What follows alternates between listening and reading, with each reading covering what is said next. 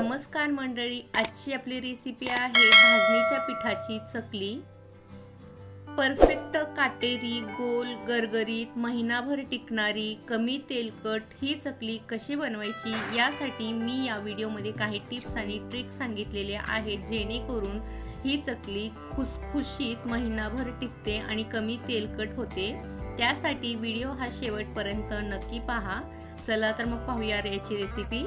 यासाठी मी इथं 1 किलो रेशनचा तांदूळ हे घेतलेला आहे। रेशनचा तांदूळ हे आपण स्वच्छ असं पुसून घेणार आहोत। आता या वाटीच्या प्रमाणाने मी इथं 4 वाट्या हे तांदूळ घेतलेला आहे। 4 वाटी म्हणजे इथं परफेक्ट 1 किलो तांदूळ होतोय। आता 1 किलो तांदळाला हरभऱ्याची डाळ ही अर्धा किलो आपण घेणार आहोत। वाटीचं प्रमाण म्हटलं की 2 वाट्या, त्यासोबत 1 वाटी मुगाची डाळ, अर्धी वाटी उडदाची डाळ, 1 वाटी पोहे, अर्धी वाटी म्हणजे 50 ग्राम साबुदाणा बारीक मोठा कसाही घेतला तरी चालेल, 4 चमचे धने, 2 चमचा जिरे, 1 चमचा ओवा। हे परफेक्ट असं प्रमाण घ्यायचंय। तुम्हाला परत एकदा सांगते, 1 किलो तांदळाला अर्धा किलो हरभऱ्याची डाळ, अर्धा किलो हरभऱ्याच्या डाळीला 1 वाटी मुगाची डाळ, अर्धी वाटी उडदाची डाळ, पोहे 1 वाटी, साबुदाणा 50 ग्राम आणि धना, जिरा आणि ओवा घ्यायचा आहे। आता गॅसवरती कढई ही गरम करत ठेवायची। त्यामध्ये आपण स्वच्छ असं पुसून घेतलेलं तांदूळ आहे ना, थोडं थोडं करून भाजून घेणार आहोत। बारीक गॅसवरती आपल्याला जवळजवळ 7 ते 8 मिनिटं हे तांदूळ भाजून घ्यायचे। बघा असं तांदूळ हे तुटतंय इझिली, म्हणजे तांदूळ हे आपलं भाजलेलं आहे। आता त्याच उरलेले तांदूळ सुद्धा भाजून घ्यायचे।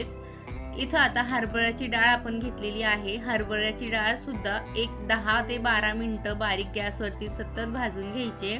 खूप जास्त डार्क असा कलर करू नका। या पद्धतीने आपण हरभऱ्याची डाळ ही भाजून घेणार आहोत। मुगाची डाळ 1 वाटी, ती सुद्धा बारीक गॅसवरती 7 ते 8 मिनिटं आपण भाजून घेणार आहोत। मस्त असं डाळ इथं भाजलेली आहे। आता उडदाची डाळ सुद्धा भाजून घेतली। अशा पद्धतीने आपण सर्व डाळी ह्या इथं भाजून घेतलेल्या आहेत। बघा मस्त असा कलर सुद्धा इथं आलेला आहे। खूप जास्त डार्क कलर ह्या डाळींचा घ्यायचा नाहीये। पोहे 1 वाटीचे घेतलेले आहेत, त्याला सुद्धा चांगले पोहे फुलून येऊपर्यंत भाजून घ्यायचे। बघा मस्त असं पोहे हलके झालेले आहेत।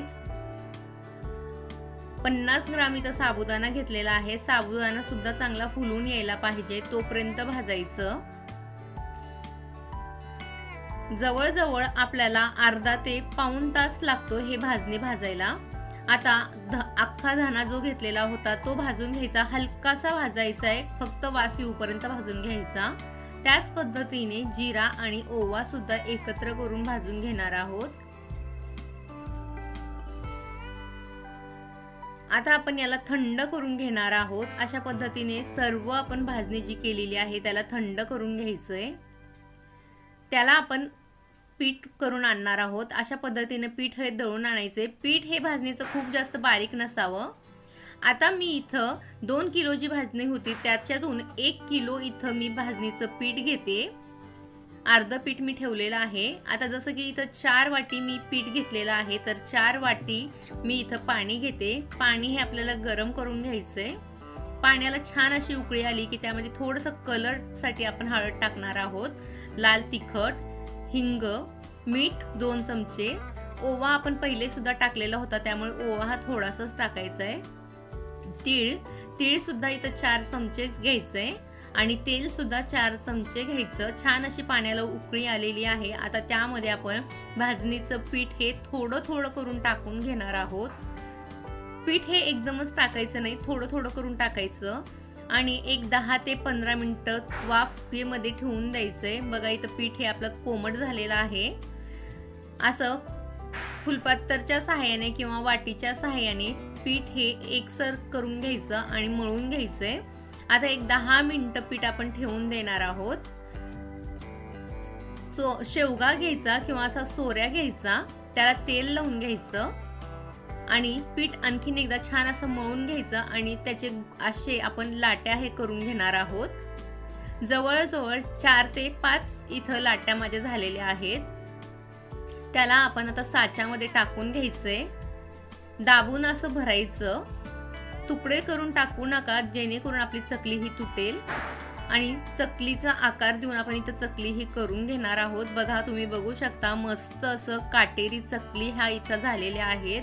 पीठ हे खूप जास्त पातळ नसावं, पीठ जेवढं जास्त घट्ट असेल ना तेवढे छान इथे चकलीला काटे येतात।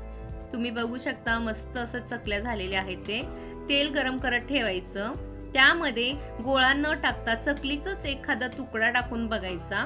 बघा तेल इथं छान गरम झालेलं आहे, त्यामध्ये 2-2 3-3 करून आपण चकल्या ह्या सोडून देणार आहोत। बारीक गॅसवरती आपल्याला चकली ही तळून घ्यायची। थोडीशी चकली ही झाली बघा, फेस कमी झालाय इथे, म्हणजे चकली ही आपली परफेक्ट झालेली आहे।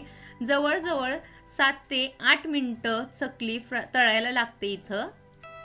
मस्त असा चकलीला कलर आलेला आहे, छान असा खुसखुशीतपणा सुद्धा आलेला आहे।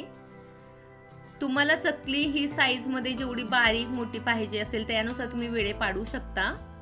बघा मस्त असं इथं चकली ही आपली काटेरी झालेली आहे, कमी तेलकट झालेली आहे आणि कलर सुद्धा मस्त असा चकलीला आलेला आहे। तो तुम्हाला ही चकली मी इथं तोडून दाखवते। बघा मस्त अशी आपली इथं चकली झालेली आहे, कमी तेलकट, जरा सुद्धा या चकलीमध्ये तेल नाहीये आणि इझिली तुटते, म्हणजे छान अशी खुसखुशीत चकली ही झालेली आहे। जरा सुद्धा तेलकट ही चकली होत नाही, अगदी महिनाभर सर टिकते, चवीला तेवढी छान लागते। तुम्ही सुद्धा या दिवाळीमध्ये ही चकलीची रेसिपी नक्की करून पहा आणि कशी झाली ते मला कमेंटमध्ये सांगा। व्हिडिओ आवडला असेल तर लाईक आणि चॅनलला सबस्क्राईब नक्की करा।